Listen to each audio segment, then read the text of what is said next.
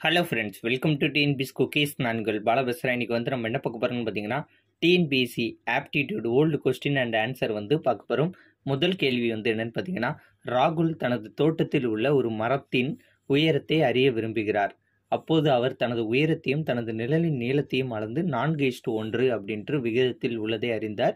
பின்பு மரத்தின் நிழலின் நீளம் 15 அடி எனில் மரத்தின் உயரம் என்ன ஓகேவா? இது வந்து ஒரு ரேஷியோ கணக்காக வந்து நீங்கள் திங்க் பண்ணீங்கன்னு நினச்சிக்கோங்க. ஆன்சர் வந்து ஈஸியாக கண்டுபிடிச்சிடலாம். ஓகே, உயரம் நிழலோட நீளம் அப்படின்ட்டு 2 வேல்யூ வந்து இருக்குது. அதை வந்து எந்த ரேஷியோவில் வந்து ஃபஸ்ட்டு அளக்குறாங்க அப்படின்னு பார்த்தீங்கன்னா 4:1 அப்படின்ட்டு அளக்குறாங்க. இதில் நிழலோட நீளம் வந்து எவ்வளோன்னு சொல்கிறாங்கன்னா 15 அடி. அப்படி 15 அடி இருக்குது பட்சத்தில் மரத்தின் உயரம் என்ன, உயரத்தோட வேல்யூ வந்து என்னன்ட்டு கேட்டிருக்காங்க. ஸோ ஈஸி தானே. ஒரு ரேஷியோ வந்து 15னா 4×15 60. ஸோ 60 அடி. ஸோ முதல் கணக்கோட ஆன்சர் மரத்தின் உயரம் வந்து என்னன்னு பார்த்தீங்கன்னா 60 அடி. அவ்வளோதான், ரொம்ப சிம்பிளான கணக்கு. அடுத்த ரெண்டாவது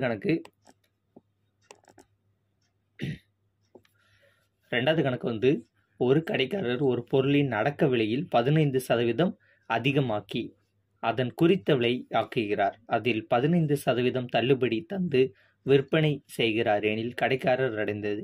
ஓகே, இந்த மாதிரி கணக்கு வந்துச்சுன்னா பார்த்த உடனே வந்து நட்டம் அப்படின்ட்டு போட்டுடணும். ஏன் அப்படிங்கிறத நான் உங்களுக்கு இப்போ டீட்டெயிலில் வந்து சொல்கிறேன். ஓகேவா?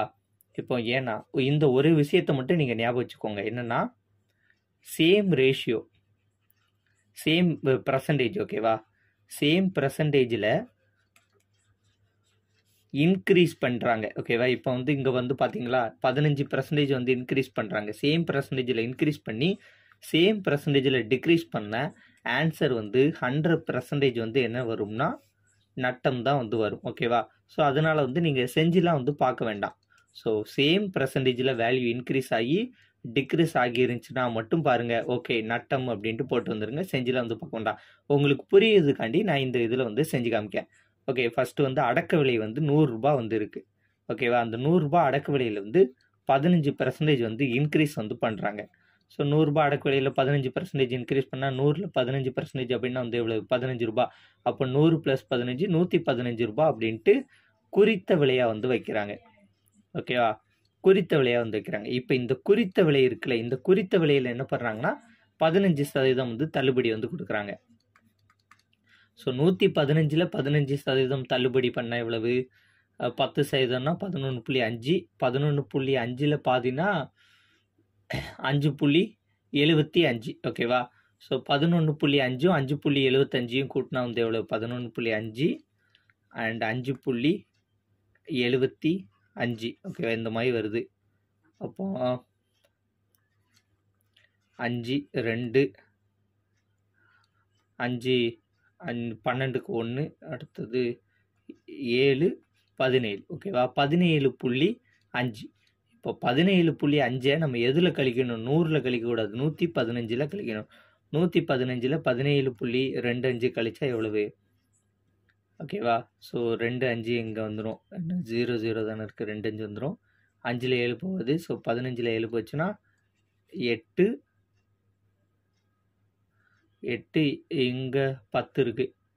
10ல் 1 போச்சுன்னா 9. ஓகேவா? ஸோ 98. ஸோ இது வந்து 10ல் இது வந்து 100ன்னு அர்த்தம். இது 75ன்னு வரும். 75னா 97. ஓகேவா? இது 97 வரும். ஸோ 97.75 வருது. இப்போ பார்த்தீங்களா, நம்ம ஃபஸ்ட்டு நம்மளோட அடக்க விலை வந்து எவ்வளவு? நம்மளோட அடக்க விலை வந்து 100 ரூபாய். நம்ம இங்கேயே சொல்லியிருந்தோம்ல, நம்மளோட அடக்க விலை வந்து 100 ரூபாய். ஸோ 100 ரூபாய்க்கு வாங்கி 15% இன்க்ரீஸ் பண்ணும்போது 115 ரூபா வருது. திரும்ப 115ல் அதே 15% டிஸ்கவுண்ட் பண்ணால் 97.75 ரூபாய் வந்துடுது.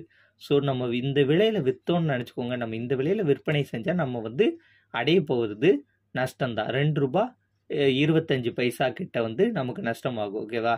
115 2 ரூபாய் 25 ரூபாய் கிட்ட வந்து நஷ்டமாகும். ஸோ இந்த மாதிரி கணக்குனா இப்படி செஞ்சுலாம் பார்த்து ஆன்சர் பண்ண வேண்டாம். இது உங்களுக்கு புரியணுமுக்காண்டி இந்த இதெல்லாம் வந்து செஞ்சு காமிச்சிருக்கேன். ஸோ சேம் பர்சன்டேஜ், இந்த ரூலை மட்டும் ஞாபகம் வச்சுக்கோங்க. சேம் பர்சன்டேஜில் இன்க்ரீஸ் ஆகி டிக்ரீஸ் ஆச்சுன்னா ஆன்சர் வந்து நஷ்டம் தான். ஓகேவா? ஓகே, இப்போ அடுத்த கணக்கு வந்து பார்ப்போம். அடுத்தது வந்து ஒரு மீச்சீமா கணக்கு. மீ போமா காண்க அப்படின்ட்டு தமிழ் கொடுத்துருக்காங்க. இங்கிலீஷில் வந்து எல்சிஎம் வந்து ஃபைன் பண்ணணும். ஓகே, இந்த கணக்கை பொறுத்த வரைக்கும் ஃபஸ்ட்டு இந்த எக்ஸ் பவர் 4 மைனஸ் 1 இருக்கா, இதை வந்து எப்படி எழுதலாம்? எக்ஸ் பவர், ஓகே நான் 2 எழுதிக்கிறேன், ஒரு நிமிஷம். இதை வந்து எப்படி எழுதலாம்? எக்ஸ் ஸ்கொயர் த ஹோல் ஸ்கொயர்னு எழுதலாமா? ஓகே, 2யும் பெருக்குனா எக்ஸ் பவர் 4 வந்துடுது. இந்த 1 ஸ்கொயர்னு எழுதிடலாம். இப்போ இது வந்து எப்படி இருக்குது? ஏ ஸ்கொயர் மைனஸ் பி ஸ்கொயர்னு இருக்கா. So A square minus B ஸ்கொயரோட வேல்யூ வந்து என்னது? A plus B A minus B. ஓகேவா? A plus B A minus பின்ட்டு எழுதலாம்.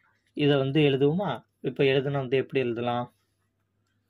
X square plus 1 X square minus 1ன்னு எழுதலாம். ஓகேவா? இப்போ இந்த இது இருக்குல்ல, இந்த வேல்யூவை பொறுத்த வரைக்கும் எப்படி? இந்த 2 பேருக்குன்னா 1 வரணும். ஓகேவா? இந்த 2 பேருக்குன்னா 1 வரணும், கீழே வந்து -2 வரணும். ஓகேவா? இந்த டி மெத்தட் வந்து தெரிஞ்சிருக்கும் அப்படின்னு நினைக்கிறேன். 1 பேருக்குன்னா 1 -2 வரணும், 2லையும் -1 பண்ணணும். அப்போ இதோட வேல்யூ வந்து நமக்கு எனக்கு என்ன கிடைக்கும்? எக்ஸ் மைனஸ் 1 எக்ஸ் மைனஸ் 1ன்ட்டு கிடைக்கும். ஸோ இந்த எக்ஸ் மைனஸ் 1 எப்படி எழுதலாம்? எக்ஸ் மைனஸ் 1 த ஹோல் ஸ்கொயர்னு எழுதிக்கலாம். ஓகேவா? ஸோ அதனால் இங்கே வந்து எழுதியிருக்கேன் X minus 1 the whole square. So இப்போ இந்த இது இருக்கா, இந்த இதை வந்து நம்ம எப்படி எழுதலாம்? இதுவும் ஏ ஸ்கொயர் மைனஸ் பி ஸ்கொயர் தானே இருக்குது, இது எக்ஸ் ஸ்கொயர்னு இருக்குது. இப்போ இங்கே 1 ஸ்கொயர்னு போட்டாலும் வேல்யூ வந்து சேஞ்ச் ஆக போகுது கிடையாது. அப்போ இதையும் வந்து ஏ ப்ளஸ் பி ஏ ஸ்கொயர் மைனஸ் பி ஸ்கொயர்னு இருக்கா, அப்போ ஏ ப்ளஸ் பி ஏ மைனஸ் பின்னு எழுதலாமா? அப்போ எக்ஸ் ஸ்கொயர் ப்ளஸ் 1 இந்த வேல்யூ எக்ஸ்பேண்ட் பண்ணி எழுதுகிறோம். அப்போ எழுதும்போது என்ன வரும்? X plus 1. ஓகே, இது ஏ ஸ்கொயர் மைனஸ் பி ஸ்கொயர்னு இருக்குது. அப்போ X plus 1 X minus 1 X minus 1 the whole ஸ்கொயர்ன்ட்டு இருக்கும். ஓகேவா? நம்ம இப்போ வந்து எல்சிஎம் தானே ஃபைன் பண்ணணும். இப்போ எல்சிஎம்மை பொறுத்த வரைக்கும் என்னென்னா, சேமாக வந்து எந்த வேல்யூ இருக்குதுன்னு பார்க்கணும். ஃபஸ்ட்டு சேமாக வந்து என்ன இருக்குது? எக்ஸ் மைனஸ் 1 இருக்குது, இங்கேயும் ஒரு எக்ஸ் மைனஸ் 1 இருக்குது. இதில் எது பவர் வேல்யூ கூடயோ அந்த இதை தான் வந்து எடுக்கணும். இப்போ இதில் பவர் வேல்யூ வந்து எது கூட? எக்ஸ் மைனஸ் 1 த ஹோல் ஸ்கொயருக்கு தான் வந்து கூட. ஸோ அதை வந்து எடுத்துக்கிடும். எக்ஸ் மைனஸ் 1 த ஹோல் ஸ்கொயர்னு எடுத்துக்கிறோம். மீதி X square plus 1 X plus 1 இருக்குது. ஸோ மீதி ரிமைனிங் உள்ளதை அப்படி எழுதிடணும். X square plus 1 X plus 1 X minus 1 the whole ஸ்கொயர்னு எழுதிடும். ஸோ இந்த ஆப்ஷன் வந்து எங்கே இருக்குன்னு பாருங்கள். X square plus 1 X plus 1 X minus 1 the whole ஸ்கொயர்னு இருக்குது. ஓகேவா? ஸோ ஆன்சர் வந்து ஆப்ஷன் டி தான் வந்து சரியான விடை. ஸோ கொஞ்சம் இதில் ட்விஸ்ட்டு இருக்கும், அந்த இடத்துல கரெக்டாக பார்த்துட்டிங்கன்னா ஆன்சர் வந்து ஈஸியாக வந்துடும். அடுத்த கணக்கு HCF.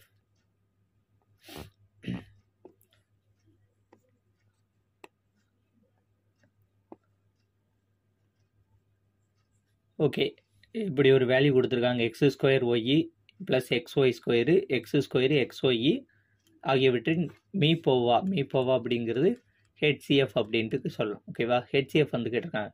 ஓகே, இப்போ இதில் வந்து என்ன வேல்யூவை காமனை வெளியே எடுக்கலாம்? இந்த ஃபஸ்ட் இதில் எக்ஸ் ஒய்யை காமனை வெளியே எடுக்கலாமா?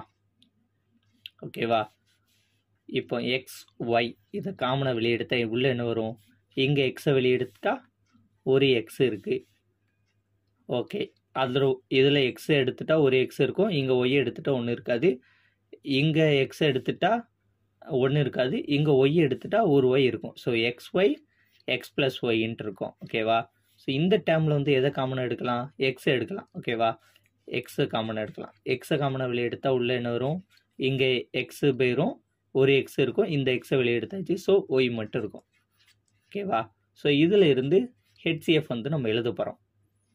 HCF அப்படிங்கிறது வந்து என்னென்னா, காமனாக என்ன ஃபேக்டர்லாம் இருக்கோ அதை மட்டும்தான் எழுதணும். ஓகேவா? Common factor with low power. HCFனா என்னதுன்னா, ஓகே எல்லாம் தெரிஞ்சிருக்கும் அப்படின்னு நினைக்கிறேன், இல்லைன்னா சொல்கிறேன். காமன் ஃபேக்டர் HCFனா வந்து காமன் ஃபேக்டர் எழுதணும் வித் லோ பவர். ஓகேவா? அங்கே வந்து என்னது, காமன் ஃபேக்டர் எழுதணும், மீதி உள்ள ஃபேக்டர் எழுதணும், ஹை பவர் எழுதணும். இங்கே வந்து லோ பவர் வந்து எழுதணும். ஓகேவா? ஸோ இங்கே காமனாக இருக்குது வந்து x x plus y. So இந்த ஒய் வந்து எங்கேயுமே வந்து வரல. ஓகேவா? அப்போ எக்ஸ் எக்ஸ் ப்ளஸ் ஒய் இதுதான் வந்து இந்த சம்மோட ஹெச்சிஎஃப். ஆன்சர் வந்து இங்கே இருக்குது, இந்த இருக்கா option C X X plus ஒய்ங்கிறது இந்த கணக்கோட ஆன்சர். அடுத்தது வந்து ஒரு சிம்பிளிஃபிகேஷன்.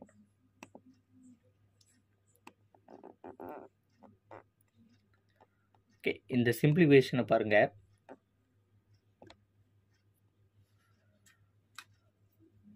சுருக்குக சிம்பிளிஃபிகேஷன் 5/1/2 + 3/4 × 8 9/. இது வந்து எப்படி எழுதலாம்?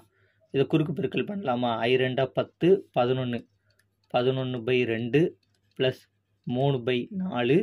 இந்த இன் அப்படின்ட்டு இருந்துச்சுன்னா பெருக்கல்னு அப்படின்னு அர்த்தம். ஸோ பெருக்கல் 8/9. இப்போ இதை அடி கொடுக்கலாமா? 1 நாள் 4 7 நாளா 8 1 3 3 3 3 9.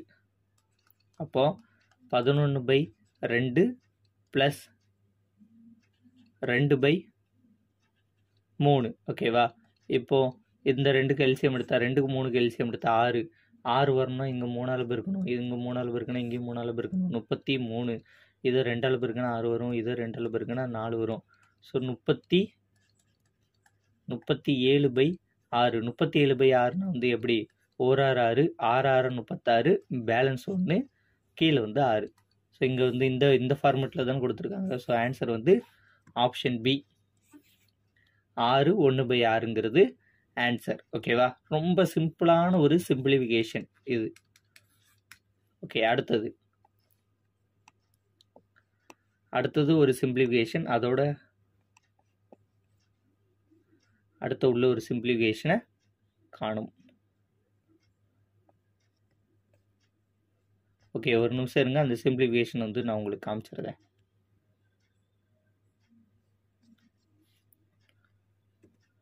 One minute. கொஞ்சம் எடிட் பண்ணதில் எதுவும் மிஸ் ஆயிட்டு.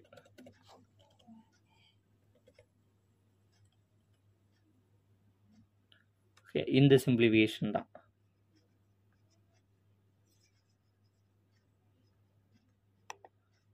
ஒரு நிமிஷம் வெயிட் பண்ணுங்க, நம்ம இதை கட் பண்ணி போட்டுட்டு நம்ம அந்த ஆன்சர் வந்து பார்த்துறோம்.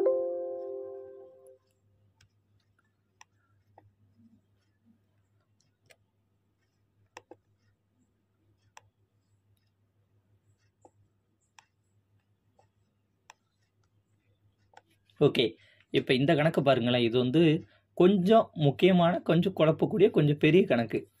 இப்போ இதில் வந்து நிறைய சிம்பிள்ஸ் வந்து கொடுத்துருக்காங்க. ஓகேவா? சிம்பிள்ஸ் கொடுத்தாலே உங்களுக்கு போர்ட் மாஸ் ரூல்ஸ் வந்து தெரியணும். ஓகே, போர்ட் மாஸ் அப்படிங்கிறது வந்து என்னென்னா பிராக்கெட் ஆஃப்,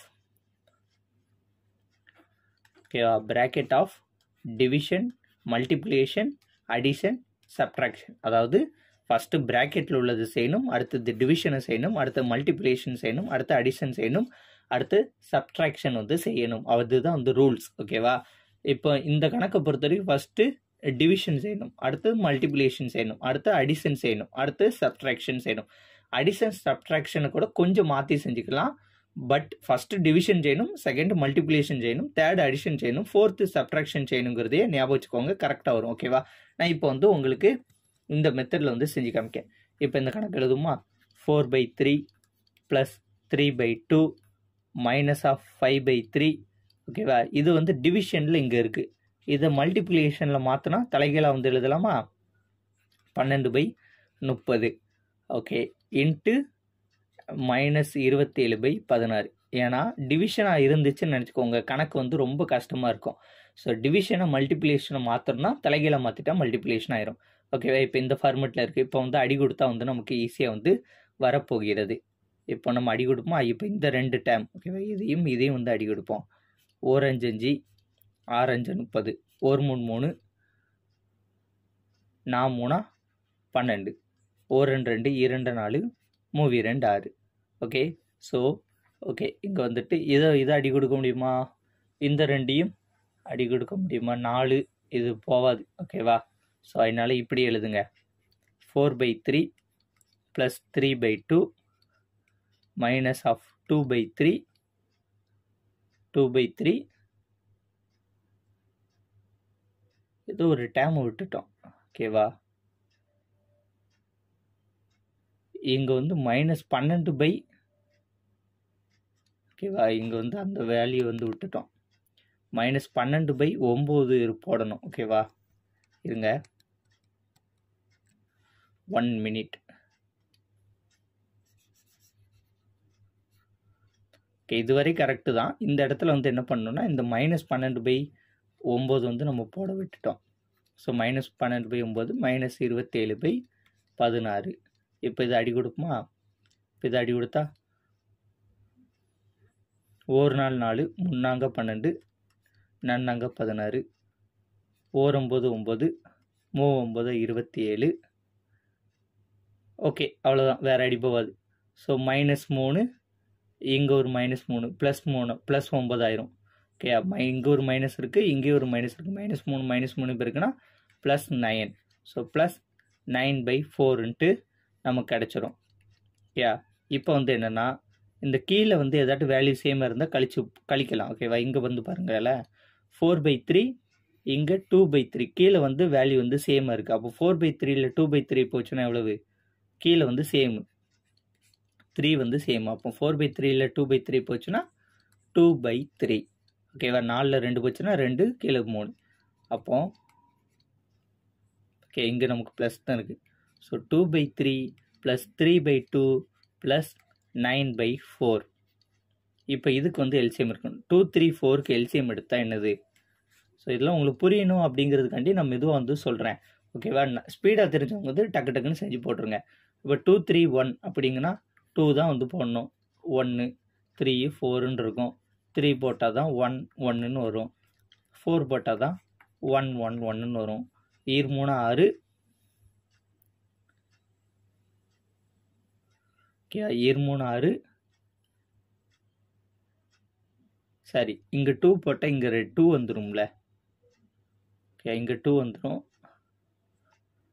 சார், நான் எல்சிஎம்மே கொஞ்சம் தப்பாக எடுத்துட்டேன். ஓகே, இங்கே 2 போட்டால் இங்கே 2 வந்துடும். இங்கே 3 போட்டால் இங்கே வந்துடும். இங்கே ஒரு 2 வரும். ஓகேவா, இங்கே வந்து 1 வந்துடும். ஓகே, அவ்வளோதான். அப்போ 3 6, 6 3 12. ஓகே, 12.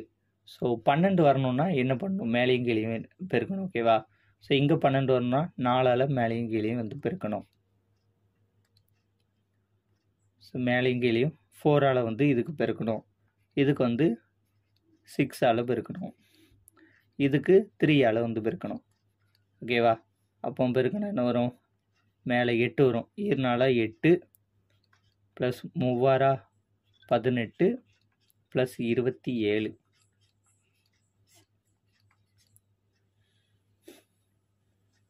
ஓகே, 18 8 26, 26 + 27, 26 26 52, 52 1 53, 53/12. ஸோ ஆன்சர் வந்து ஆப்ஷன் ஏ 53/12. ஓகேவா, ஸோ தேங்க்யூ. இந்த வீடியோ உங்களுக்கு பிடிச்சிருந்தா உங்கள் ஃப்ரெண்ட்ஸ்க்கெலாம் ஷேர் பண்ணுங்கள். மறக்காமல் நம்ம சேனலை சப்ஸ்கிரைப் பண்ணி கூட அந்த பெல் ஐக்கானை கிளிக் பண்ணிக்கோங்க. நன்றி, வணக்கம். வேறு ஒரு வீடியோன்னு சந்திப்போம். பை.